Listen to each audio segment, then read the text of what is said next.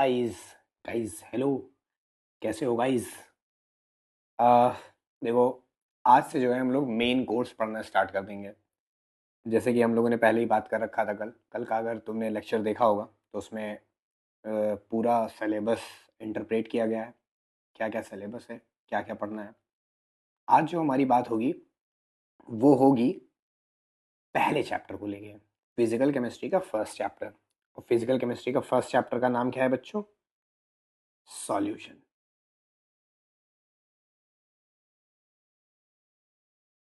Solution chapter के बारे में आज हमारी बात होगी। ठीक है, चलिए एक एक करके इस चैप्टर के बारे में जो भी इंफॉर्मेशन निकाल सकते हैं वो निकालते हैं धीरे धीरे करके। देखो, सॉल्यूशन सुनते ही आपके दिमाग में क्या आता है? कोई एक लिक्विड जिसमें कोई एक सॉलिड डिजॉल्व है। लेकिन क्योंकि तुम लोगों ने 11 भी पढ़ रखा है, 10 भी पढ़ रखा है, तो धीरे धीरे बड़े हो रहे हो, तो इतना तो क्लियर हो ही गया होगा तुम लोगों को कि सिर्फ और सिर्फ लिक्विड में सॉलिड डालना ही सॉल्यूशन नहीं होता है। सॉल्यूशन किसी भी चीज़ में, किसी भी मतलब किसी भी एक स्टेट ऑफ मैटर में किसी भी दूसरे स्टेट ऑफ मैटर को मिला के बनाया जा सकता है। बहुत सारे एग्जांपल्स है सॉल्यूशन के। गैस में गैस मिलाकर भी सॉल्यूशन बनाया जा सकता है। लिक्विड में सॉलिड तो मिलाया ही जाता है, सॉलिड में लिक्विड मिलाकर भी सॉल्यूशन बनाया जा सकता है। लेकिन कोई भी दुनिया का अगर हम दो कंपोनेंट लेते हैं, ध्यान सुनना मेरी बात, दो कंपोनेंट लेते हैं और दो कंपोनेंट को लेने के बाद हम ये एक्सपेक्ट करते हैं कि उनसे बनने वाली चीज सॉल्यूशन ही होगी। सॉल्यूशन ही होगी, तो ये बात हमेशा सही नहीं होगी। ये बात हमेशा सच नहीं होगी। एक पर्टिकुलर इवेंट फॉलो होना चाहिए, तभी दो कंपोनेंट या दो से ज़्यादा कंपोनेंट का मिक्सचर जो है वो सॉल्यूशन कहलाएगा। जो कि क्या होता है कि दो कंपोनेंट मिलने चाहिए यूनिफॉर्म कंपोजिशन में। यूनिफॉर्म कंपोजिशन में, uniform composition through out. Basically solution को जब भी डिफाइन करना होता है तो हम इस्तेमाल करते हैं एक लैंग्वेज। अच्छा, कोशिश करना कि जो भी मैं डेफिनेशन वगैरह ओरली बोलता हूँ उसको आप लोग लिख लेना, क्योंकि वैसा अगर तुम करते रहोगे तो तुम्हें ज़्यादा ऑफलाइन का फील आएगा। तो सोल्यूशन को बेसिकली हम डिफाइन करते हैं होमोजीनियस मिक्सचर ऑफ टू और मोर देन टू कंपोनेंट्स। अगर मिक्सचर होमोजीनियस नहीं है तो वो सोल्यूशन नहीं कहलाएगा। और अगर कोई पूछता है होमोजीनियस मिक्सचर क्या होता है, तो होमोजीनियस मिक्सचर का मतलब होता है यूनिफॉर्म कंपोजिशन थ्रू आउट। तो वही चीज़ मैंने डायरेक्ट यहाँ पर लिख दी, यूनिफॉर्म कंपोजिशन थ्रू आउट होना चाहिए, तभी उसको हम सोल्यूशन कहेंगे। अगर कंपोजिशन नॉन यूनिफॉर्म होता है, बहुत ध्यान से मेरी बात सुनना, बहुत अच्छी बात बता रहा हूँ मैं। अगर कंपोजिशन नॉन यूनिफॉर्म होता है, कैसा होता है? Non uniform. Non uniform composition, non uniform composition. तो अगर दो कंपोनेंट मिलते हैं और उनका कंपोजिशन नॉन यूनिफॉर्म है, तो ऐसे में दो पॉसिबिलिटी होती हैं। या तो वो, या तो जो भी हमारा जो कंपोजिशन होगा, या तो वो या तो वो हो सकता है एक सस्पेंशन, सस्पेंशन, या फिर वो हो सकता है कोलाइडल सोल्यूशन, कोलाइडल सोल्यूशन। तो बेसिकली अभी तक जितनी भी बातें करी वहां से हमने ये समझा, जो हम लिखने जा रहे हैं उसको बहुत ध्यान समझते रहना, और बाकायदा यहाँ से हम चीज़ों को वेल मैनर्ड तरीके से बताना स्टार्ट करते हैं। तो बेसिकली मिक्सचर का मतलब होता है, जब भी हम बात करते हैं मिक्सचर की, तो मिक्सचर मतलब होता है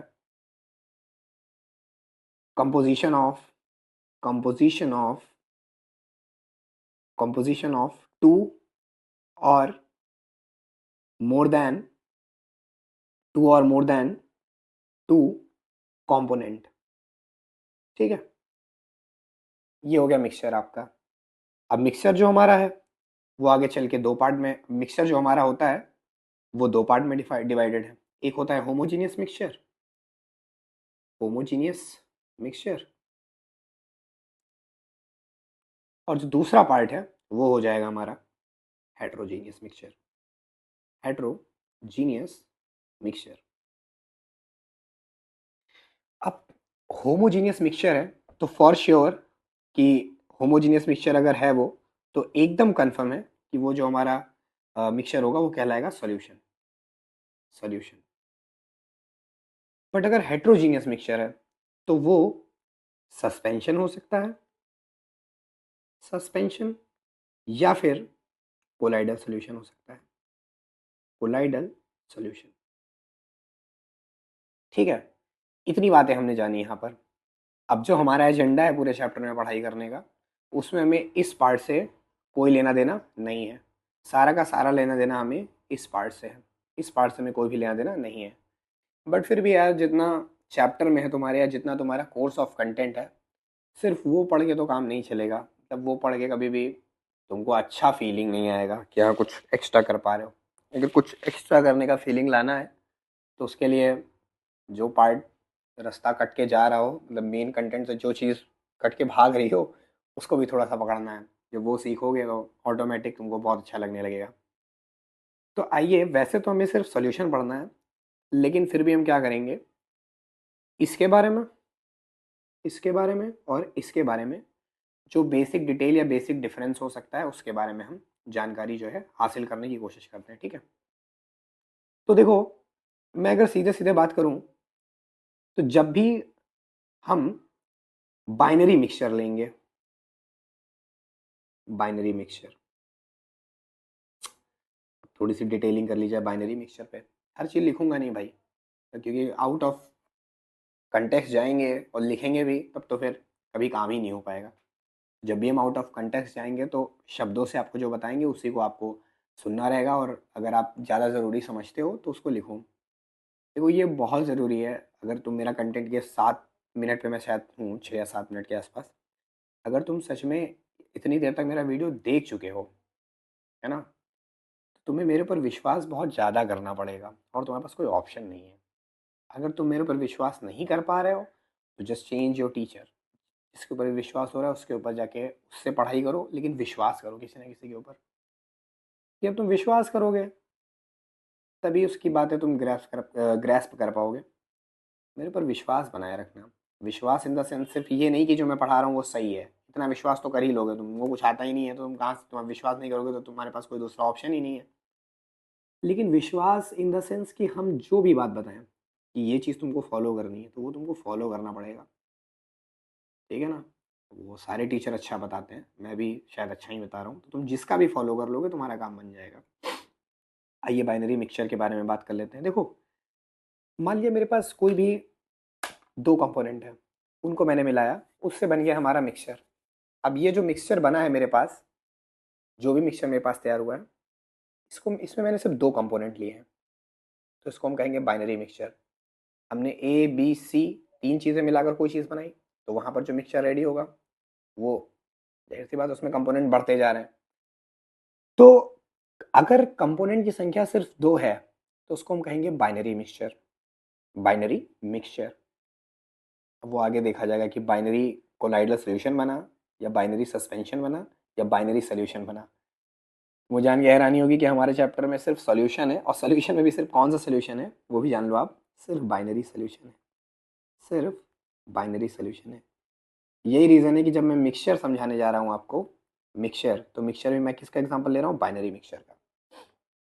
अब बाइनरी मिक्सचर की जो जो पॉसिबिलिटी है, यानी कि सॉल्यूशन, सस्पेंशन और कोलाइडल सॉल्यूशन, इसकी डिटेलिंग कर लेते हैं नीचे और अच्छे से समझते हैं। ठीक है, बताना मेरी जो बात तुमको नहीं माननी होगी वो तुम कमेंट कर सकते हो। सवाल तो पूछते रहना, क्योंकि बिना इंटरेक्शन के तो काम नहीं चलेगा। हाँ भाई, अब मैं ये कहता हूँ कि दुनिया में अगर कोई भी दो चीज़ें मिक्स करी जाएंगी, छक छक छक छक छक छक छक छक, ये है और ये है, ठीक है, एक वर्टिकल लाइन और ये, मैंने यहाँ दो कंपोनेंट को मिक्स किया है। अब मैंने जो दो कंपोनेंट को मिक्स किया है, इसमें एक कोई होगा डिस्पर्स्ड फेज, डिस्पर्स्ड फेज, जिसको हम घोलने का प्रयास कर रहे होंगे वो कहलाएगा डिस्पर्स्ड फेज। और जिसमें हमने घोलने का ट्राई किया होगा, मतलब जिसका अमाउंट ज़्यादा होगा, जिसका अमाउंट कम है उसको मैंने बोल दिया डिस्पर्स्ड फेज, और जिसका अमाउंट कम रहेगा उसको हमने बोल दिया डिस्पर्जन मीडियम, डिस्पर्जन मीडियम। इसी को अगर आप सोल्यूशन के टर्म में बात करोगे तो जो डिस्पर्स्ड फेज है इसी का नाम हो जाता है सॉल्यूट, और जो डिस्पर्जन मीडियम है इसका नाम हो जाता है सॉल्वेंट। ठीक है, तो जिस चीज़ को हम मिलाएंगे मतलब जिस चीज़ में मिलाएंगे उसको हम हमेशा कहते हैं डिस्पर्जन मीडियम या सॉल्वेंट सॉल्यूशन के केस में। और जिस चीज़ को हम घोल रहे हैं, जिस पर्टिकुलर चीज़ को हम मिलाने जा रहे हैं, वो कहलाएगा डिस्पर्स्ड फेज, यानी कि सॉल्यूट जैसे कि कहते हो। तो इन्हीं के बेसिस पे जो है डिसाइड किया जाएगा, इनका जानकारी होना चाहिए, तभी हम आपको समझा पाएंगे कि सॉल्यूशन, सस्पेंशन और कोलाइडल सॉल्यूशन में कैसे डिफरेंस पता चलता है, क्या क्या मेन डिफरेंस आता है। ठीक है, तो थोड़ा सा डिटेल में हम डिस्कशन करेंगे। याद रखना जो भी मैं डिस्कस कर रहा हूँ उससे क्वेश्चंस नहीं बनते हैं, बट आगे के लिए थोड़ा सा ज़रूरी है। अगर खाली बोर्ड एग्जाम नहीं दे रहे हो, कुछ और भी चीज़ें कर रहे हो, तो जानकारी तो होना ही चाहिए। एक बात और, पढ़ाई करते समय पढ़ाई ही करना चाहिए, ना कि एग्ज़ाम की तैयारी। मेरा कहने का मतलब ये है कि सिर्फ इसलिए नहीं पढ़ना चाहिए कि एग्ज़ाम में क्या आएगा क्या लिखना है। थोड़ा सा जानकारी के लिए पढ़ते रहोगे तो बेहतर रहेगा। ठीक है, अब मैं आपको समझाने की कोशिश करता हूँ। इसको मैं हटाए दे रहा हूँ। आई होप तुम्हारे दिमाग में डिस्पर्स्ड फेस, डिस्पर्सन मीडियम का मीनिंग क्लियर होगा। ठीक है, चलिए मैं आपको समझाता हूँ। देखिए, सबसे पहले मैं लिखता हूँ यहाँ पे सस्पेंशन। एक मिनट, let me change the pen. ठीक है, मैंने यहाँ पे लिखा सस्पेंशन, सस्पेंशन। फिर इसके नीचे मैंने लिखा कोलाइडल सॉल्यूशन, कोलाइडल सॉल्यूशन। और सबसे लास्ट में लिखा सॉल्यूशन। ठीक है, सारे के सारे बाइनरी मिक्सचर हम ले रहे हैं। दिमाग में दो से ज़्यादा कंपोनेंट तो आना ही नहीं चाहिए। जब भी मिक्सचर के तौर पर आए तो दो ही कंपोनेंट है। तो दो कंपोनेंट को मिक्स करने पे जो जो पॉसिबिलिटी अराइज हो सकती है वो है सस्पेंशन, कोलाइडल सॉल्यूशन और सॉल्यूशन। ठीक है, तो कैसे इन तीनों में डिफरेंस आएगा, आइए उसको समझते हैं। ठीक है, देखते हैं। थोड़ा सा यहाँ पे मैं लाइन वगैरह बना लेता हूँ। ठीक है। हम्म, देखो यहाँ पर हम लिखने जा रहे हैं डिस्पर्जन मीडियम के बारे में, डिस्पर्स फेस के बारे में, डीपी। और इधर लिखने जा रहे हैं, इधर डिस्पर्स फेस की बात होगी, डिस्पर्स फेस की साइज होगी। और इधर हम कुछ इंटरेक्शन वगैरह लिख देंगे। Interaction, interaction. एक मिनट, थोड़ा छोटा छोटा लिखता हूँ तो शायद ज़्यादा लिख पाऊँ मैं। इंटरेक्शन विथ लाइट, लाइट के साथ क्या इंटरेक्शन है वो लिखेंगे। ठीक है, ठीक है। तो मेरे पास कोई एक सॉल्वेंट है, तुम एग्जांपल के लिए पानी इमेजिन कर सकते हो, उसमें मैंने कुछ मिलाया। अब मैंने जब उसमें वो चीज़ मिलाई, जो भी तुमने सल्यूट के तौर पर ले रखा हो या डिस्पर्स्ड फेस के तौर पर ले रखा हो, उसको तुमने मिलाने का ट्राई किया, अच्छे से तुम उसको जो है घोलने का कोशिश कर रहे हो। लेकिन तुमने कितनी भी कोशिश कर ली, वो पार्टिकल 1 mm से छोटा हो ही नहीं रहा है। मतलब उसकी जो मिनिमम साइज है वो भी कितनी है, 1 mm है। उससे छोटा वो हो ही नहीं रहा है। तो वो आपको क्या रहेगा,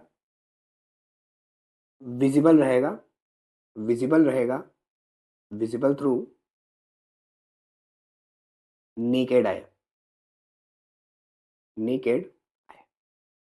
सस्पेंशन का यही खासियत होता है, सस्पेंशन में चीज़ें इतनी कम घुलती हैं, इतनी कम डिसॉल्व होती हैं कि उस समय जो हमारा सल्यूट पार्टिकल होता है या डिस्पर्स पार्टिकल जो होता है वो, डिस्पर्स फेस जो होता है वो बिल्कुल भी डिसॉल्व नहीं होता है। मतलब उसका जो साइज धीरे धीरे टूट के जब वो अलग होना स्टार्ट होता है, तो वन जैसे ही उसके एक एक पार्टिकल 1 mm के होते हैं, उसके बाद वो फर्दर टूटना बंद कर देते हैं। वो काफ़ी बड़े होते हैं, इतने बड़े होते हैं कि वो हमें नेकेड आई के थ्रू विजिबल होते हैं। वो पार्टिकल, डिस्पर्स फेज वाले पार्टिकल नेकेड आई से विजिबल होते हैं। अब आ जाते हैं कोलाइडल सोल्यूशन में। तो कोलाइडल सोल्यूशन में जो साइज होता है ये कहीं ना कहीं सस्पेंशन से छोटा होता है। ये जाता है 10⁻⁻⁶ मीटर तक। मिनिमम जो इसका साइज हो सकता है वो हो सकता है 10⁻⁻⁶, और मैक्सिमम जो हो सकता है वो हो सकता है 1 mm। 1 mm को हम बोल सकते हैं 10⁻³ मीटर। मतलब कि साइज जो होगा हमारे कोलाइडल सोल्यूशन में, जो डिस्पर्स्ड फेज्ड होंगे यानी जो पार्टिकल्स होंगे छोटे छोटे, उन पार्टिकल का जो साइज रहेगा वो 1 mm से बड़ा रहेगा और 1 μm से छोटा रहेगा। अब कोलाइडल सोल्यूशन की अगर बात करें तो इसमें जो इस टाइम पार्टिकल है, ठीक है, इमेजिन हो रहा है ना, जैसे यहाँ पे डिसॉल्व्ड मैटर में जो छोटे छोटे पार्टिकल हैं, ये इन पार्टिकल का साइज बेटा इतना बड़ा नहीं है कि आपको नेकेड आई से दिख जाए। नहीं, नेकेड आई से बिल्कुल नहीं दिखेगा वो। अब अगर तुम्हें इसको देखना है तो तुम्हें क्या करना पड़ेगा, लाइट इसके ऊपर जो है, प्रकाश किरणों को इसके ऊपर गिराना पड़ेगा। तो जब इस पर लाइट पास होगी तब ये दिखना स्टार्ट हो जाएगा। तो visible in presence of light, visible in presence of light through naked eye. ठीक है, आगे समझ ही रहे हो। तो डायरेक्ट नेकेड आई से नहीं दिखेंगे, बल्कि हमें तब दिखना शुरू होंगे जब इसको हम इसमें लाइट पास करेंगे। जो हमारा सोल्यूशन, जो मिक्सचर है, उसमें लाइट पास करेंगे तो पार्टिकल इतने बड़े हैं, इतने मतलब इतने बड़े नहीं हैं कि आपको डायरेक्ट दिख पाए, बल्कि वो इतने महीन हो चुके हैं कि उन पर लाइट पड़ेगी तभी दिखाई देंगे वो। ठीक है। अब लास्ट में जो मैटर आता है वो आता है सोल्यूशन का। तो सोल्यूशन में जो साइज आता है ना, ये साइज लगभग 10⁻⁻6 मीटर से लेकर 10⁻⁹ मीटर तक हो जाता है। तब ये बहुत ज़्यादा महीन हो गया बेटा, ये बहुत ज़्यादा बारीक हो गया। इतने छोटे छोटे हो जाते हैं हमारे सल्यूट के पार्टिकल, इतने छोटे छोटे हो जाते हैं कि ना तो ये नेकेड आई से दिखेंगे, ना तो लाइट से दिखेंगे। लाइट डालने पे भी नहीं दिखेंगे, ना नेकेड आई से ना लाइट से, दोनों से नहीं दिखेंगे। इनको नहीं देखा जा सकता है। तो neither seen through naked eye nor seen in presence of light. Reason क्या है इसका, ये भी एक छोटी सी बात आ जाती है कि ऐसा क्यों है। तो थोड़ा सा दिमाग लगाना, तुम पहले पॉज कर देना वीडियो और यहाँ पर थोड़ा दिमाग लगाना कि ऐसा क्यों हो रहा है, क्या रीज़न है इसका, क्यों नहीं दिख रहा है ये। पॉज करना वीडियो, सोचना ज़रूर, थोड़ी देर ज़रूर सोचना कि यार सस्पेंशन में तो डायरेक्ट विजिबल है नेकेड आई से। कोलाइडल सोल्यूशन जो हमने बनाया उसमें जो डिस्पर्स फेस पार्टिकल है वो विजिबल है लाइट में, तो इसमें तो बिल्कुल विजिबल नहीं है यार, ऐसा क्यों। चलिए इसका रीज़न मैं बताता हूँ। अगर आप ध्यान से देखोगे तो ये रेंज थी, कहीं ना कहीं जो विजिबल लाइट होती है उसकी जो वेवलेंथ होती है, जो एक छोटी सी वेव बनती है, उसका वेवलेंथ भी इसी रेंज का होता है, इसी रेंज में होता है लगभग। बोलते हो ना 700 नैनोमीटर, तो वो ओवरऑल सॉल्व करने पे इसी रेंज में आएगा लगभग। तो कहीं ना कहीं वो इन पार्टिकल के इक्विवेलेंट साइज का होता है, जिसके कारण वो इनसे इंटरेक्ट कर लेता है। और इंटरेक्ट करने के बाद विजिबल लाइट लाइट मतलब लाइट के पड़ते ही कहीं ना कहीं पार्टिकल उसके साथ इंटरेक्ट कर जाता है, तो वो हमें ग्लो करके दिखाई देने लगता है। लेकिन ये पार्टिकल इतने महीन है, अगर हम बात करें सोल्यूशन वाले सोल्यूशन में जो सोल्यूट पार्टिकल है, इसकी अगर बात करें तो ये इतने महीन है कि उस लाइट से भी इंटरेक्ट नहीं करते हैं। मतलब जितना लाइट का वेव लेंथ है, लाइट का जो वेव लेंथ है उससे भी छोटा इनका खुद का साइज है। तो ये लाइट के साथ इंटरेक्ट ही नहीं करते। लाइट के साथ इंटरेक्ट ही नहीं करेंगे तो तुम चाहे नंगी आंख से देखो, नंगी आंख से तो देख नहीं सकते, इतना महीन है। और लाइट इंटरेक्ट नहीं कर रही है तो लाइट के प्रेजेंस में भी नहीं दिख रहा है। ये रीज़न हो गया। एक बात और दिमाग में आ सकती है कि सर ये 10⁻⁹ मीटर तो आ गया, क्या कुछ इससे भी छोटा, इससे भी महीन हो सकता है क्या मिलाने पे, और ज़्यादा अगर करें कोई ऐसा भी है सोल्यूशन से भी बारीक लेवल का है कुछ, सोल्यूशन से नीचे लेवल का कुछ नहीं है, फिर सीधे एटम आ जाएगा। 10⁻⁻10 मीटर, अगर थोड़ा सा ध्यान हो तो ये साइज होता है एक एटम का। एटम का एक अप्रॉक्सीमेट साइज यही चलता है, इस रेंज का होता है एटम। तो इससे ज़्यादा महीन करोगे तो सीधे एटम पे पहुंच जाओगे, फिर वो कुछ बचेगा ही नहीं। तो आई होप तुमको जो है ये डिफरेंसेस समझ में आए होंगे। तो ये जो भी मैंने समझाया वो समझाया बाइनरी मिक्सचर के बारे में, बाइनरी मिक्सचर के बारे में। तो एक बार जल्दी से बता दे रहा हूँ कि बाइनरी मिक्सचर जब भी आप बनाओगे तो उसमें, बाइनरी मिक्सचर जब भी बनाया, मान लिया ये हमने ले लिया अपना लिक्विड, एक मिनट कलर वगैरह चेंज कर लेते हैं। ये हमने ले लिया अपना लिक्विड, ठीक है, और ये इसमें हमने महीन महीन डाल दिए पार्टिकल, ठीक है। ये बाइनरी मिक्सचर है, क्या है ये, बाइनरी मिक्सचर, मिक्सचर। तो ये पार्टिकल कितना ज़्यादा बारीक हो चुका है, इसी के बिहाफ पे डिसाइड किया जाएगा कि ये बाइनरी मिक्सचर है क्या, क्या ये सस्पेंसन है, क्या ये सोल्यूशन है, या ये कोलाइडल सोल्यूशन है। अगर ये बारीक, अगर इसकी जो बारीकी है वो इतनी कम है कि वो 1 मिलीमीटर तक की रेंज तक ही रह गया है, तो इसको हम कहेंगे सस्पेंसन। उस केस में ये हमें विजिबल होगा नेकेड आई से। अगर ये महीन होते होते होते होते 1 मिलीमीटर से छोटा हो गया है लेकिन 1 माइक्रोमीटर से बड़ा है, तो फिर हम इसको कहेंगे कोलाइडल सोल्यूशन। इस केस में हमें ये डायरेक्ट नेकेड आई से तो नहीं दिखेगा ये पार्टिकल, लेकिन जैसे ही हम इसमें लाइट पास करेंगे, जैसे हम इसमें लाइट पास करेंगे हमें दिखने लगेगा, ठीक है। और लास्ट क्या हो जाएगा कि ये पार्टिकल इतना महीन हो गया, इतना महीन हो गया है कि 1 माइक्रोमीटर, इसको 1 माइक्रोमीटर कहते हैं, से लेके 1 नैनोमीटर तक का इस्तेमाल हो गया भाई। इतना अगर ये बारीक हो जाएगा तो ऐसे केस में ना तो ये हमें नेकेड आई से दिखेगा और ना ही हमें ये लाइट पास करने पे दिखेगा, ठीक है। तो ये हो गया हमारा बाइनरी मिक्सचर। ठीक है भाई, तो इस तरीके से हमारा जो है कंप्लीट होता है तीनों के बीच का डिफरेंस, ठीक है। आई होप आप लोग समझ गए होंगे। अब जो हमारा सोल्यूशन होगा, अब जो हम पढ़ने जा रहे हैं वो पढ़ने जा रहे हैं अपने सोल्यूशन टॉपिक को, ठीक है। तो बाकायदा हम इसको डिफाइन करेंगे अच्छे से। लिखते हैं इसकी डेफिनेशन भाई। अ सोल्यूशन, मिनट बहुत ध्यान से देखना, a solution is the homogeneous mixture of homogeneous mixture of mixture of two or more than two component, ठीक है। ये हो गया हमारा सोल्यूशन का डेफिनेशन। अब अगर हम सोल्यूशन को थोड़ा तोड़ के लिखना चाहें तो सोल्यूशन बराबर होता है, सोल्यूशन इज इक्वल टू होता है सोल्यूट प्लस सॉल्वेंट। कितनी इंपॉर्टेंट बात बता दी ना, कोई जानता ही नहीं रहा होगा ये तो, solute plus solution equal to solute plus solvent होता है। हाँ, थोड़ा सा इसमें भी ध्यान देने वाली बात है यार कि हम हमेशा से सोचते हैं कि solution is equal to solute plus solvent होता है, लेकिन ध्यान से अगर सोचोगे तो solution is equal to solutes plus solvent. उसमें एस मत लगा देना। कभी भी हम मिक्सचर करेंगे तो जो उसमें सबसे ज़्यादा लार्जर अमाउंट में है वही सॉल्वेंट कहलाएगा, बाकी जितनी भी चीज़ें मिलाएंगे सब सोल्यूट कहलाएंगी। इसलिए हमने सोल्यूट को प्लूरल बना दिया है सोल्यूट्स करके और इसको वही रहने दिया। इसी जगह अगर हम बात करें बाइनरी सोल्यूशन की, आ जाते हैं थोड़ा बाइनरी सोल्यूशन को देख लेते हैं। Binary solution, homogeneous mixture of homogeneous mixture of two component, इसमें मोर देन टू मत लगा देना, टू कंपोनेंट।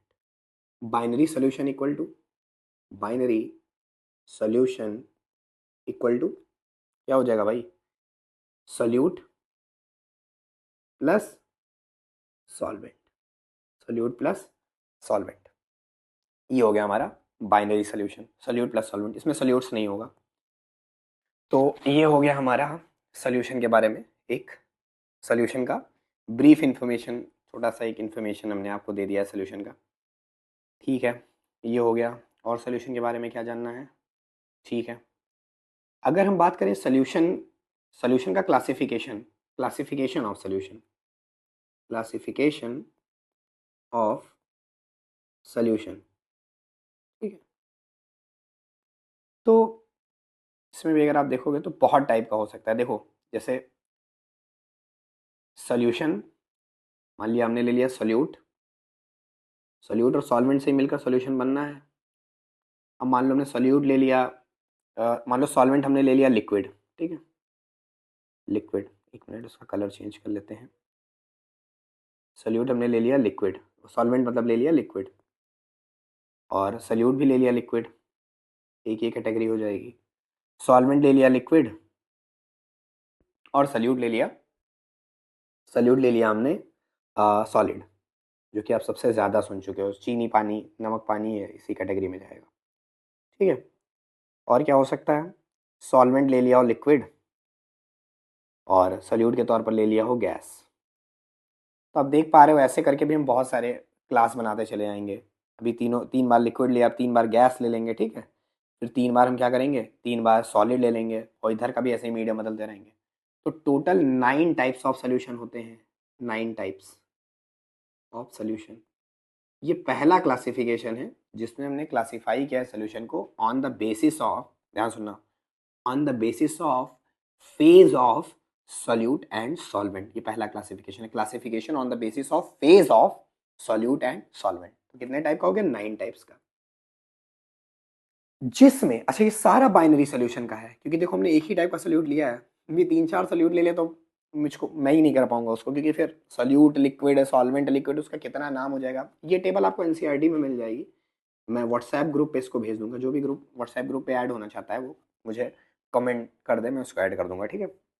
उसका भी कंडीशन है, वो सब बाद में देखा जाएगा। तो एनसीईआरटी में टेबल है, ये टेबल है पूरी, इस टेबल को आपको लर्न करना रहेगा।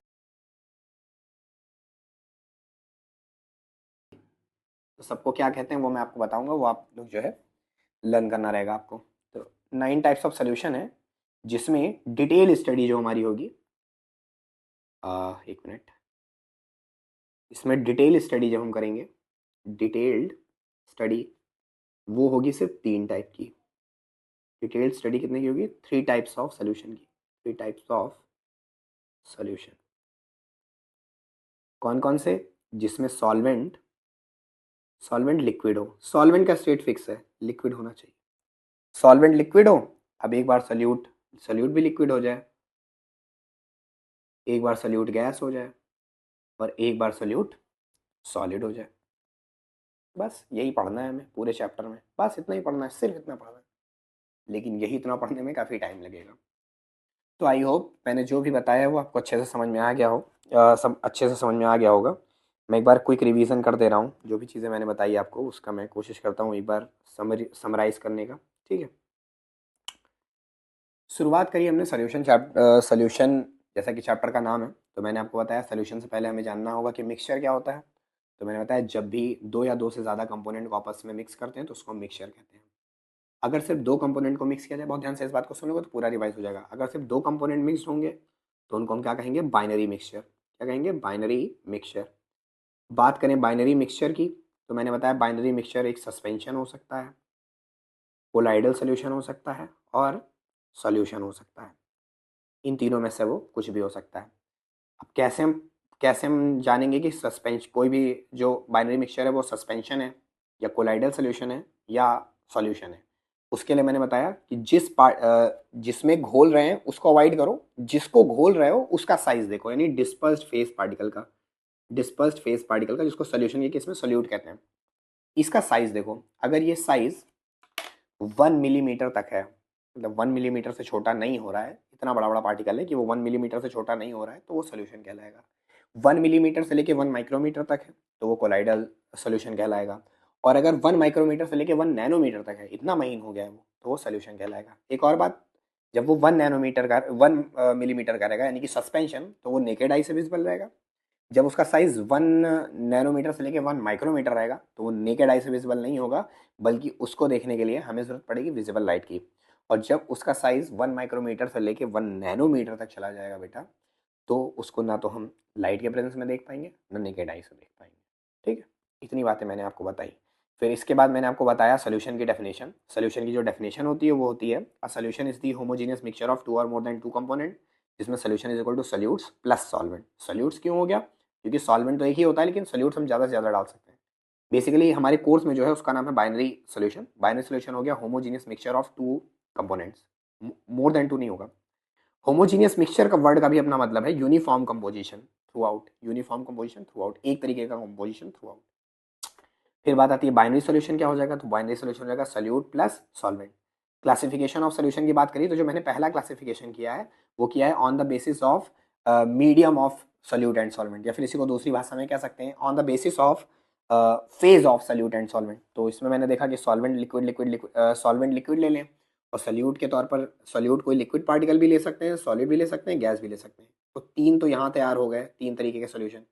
ऐसे ही गैस को जब सॉल्वेंट लेंगे तब तीन और तैयार हो जाएंगे, फिर ऐसे ही जब सॉलिड लेंगे तब तीन और हो जाएंगे। तो टोटल 9 टाइप्स ऑफ सोल्यूशन हो सकते हैं इस क्लासिफिकेशन के अकॉर्डिंग, जिसका हम एनसीईआरटी टेबल आपको ग्रुप पे प्रोवाइड करा देंगे। बस इसके बाद हमने आपको ये बताया कि इनमें जो 9 टाइप्स हैं, इन 9 टाइप्स में से सिर्फ थ्री टाइप्स ऑफ सोल्यूशन ऐसे हैं जिनकी हमें डिटेल स्टडी करनी है। कौन कौन से हैं वो? जिसमें सॉल्वेंट के तौर पर हमेशा लिक्विड रहेगा, और सल्यूट के तौर पर या तो गैस हो, या तो लिक्विड हो, या तो सॉलिड। यही तीन हमें पढ़ना है पूरे चैप्टर में, लेकिन काफ़ी डिटेल्ड वर्जन पढ़ना है इसका, ठीक है। चलिए, हो गया आई थिंक। अगर अच्छा लग रहा है तो फिर बताना मुझे, किसी भी तरीके से अवेयर करना कि हाँ यार अच्छा लग रहा है, समझ में आ रहा है। और यहाँ तक वीडियो अगर देख लिया है तो बहुत बहुत धन्यवाद यार, क्योंकि तुम यहाँ तक वीडियो देख के अपने ऊपर और मेरे ऊपर, दोनों के ऊपर ऐसा। Bye bye.